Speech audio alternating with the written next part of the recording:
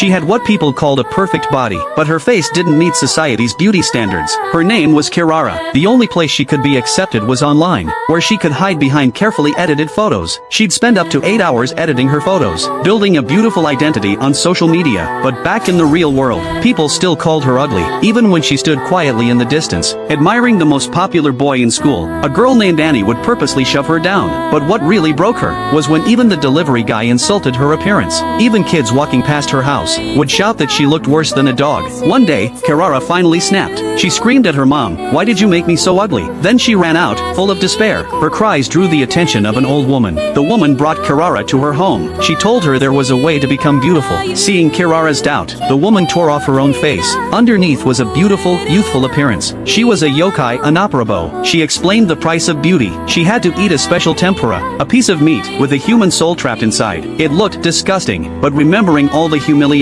Kirara ate it without another thought. The transformation was witnessed by a greedy yokai named Ratman. He saw a new money-making opportunity. The next day, Kirara returned to school. Boys suddenly flocked to ask her out, but when they realized she was the same Kirara they'd bullied, everyone fell silent in shock. For the first time, she felt the thrill of being desired. Even walking down the street, a famous director offered her a movie role. Even the school heartthrob came up to her, but he said, "Looks aren't everything. You didn't need to change." His words cut her deep. After a lifetime of bullying for being ugly, she knew exactly how much looks mattered. Annie, who also liked the heartthrob, was boiling with jealousy. Ratman saw his chance and approached Annie. He sold her the Naparabo's face swap procedure. For $200,000, she could be as beautiful as Kirara. Blinded by envy, Annie agreed, but she didn't know that transformation had a side effect. Days later, Kirara's features began to fade. She rushed out in panic and bumped into a classmate. Word reached Kitaro, a supernatural hunter. Kitaro took Kirara and Annie to the Naparabo's home. There, they learned the truth. The face swap meant stripping away their original faces and grafting on skin taken from the dead. The Naparabo showed them a chest full of faces she had collected over years. She admitted she, too, was once hurt because of her looks. That's why she helped others like Kirara change their faces. They could have their old faces back anytime. Annie was already naturally pretty. For her, the new face was just an upgrade, so she took her original face back without hesitation. But Kirara, having tasted the privileges of beauty, refused to return to a life of being despised. She abandoned her original face and fled. Outside, the boy she liked saw her. He stopped her and apologized for what he'd said. He claimed he'd fallen for Kirara, and said he loved her for who she was inside. Kirara wanted to believe him, so she showed him her featureless face. The boy was so terrified, he fell to the ground. In that moment, Kirara understood. He, too, only cared about the beautiful face. So here's what I want to say. Maybe being ordinary isn't wrong, but being ugly will always be an excuse for some people to hurt others. If you were Kirara, if you could, would you even want to be your old self again?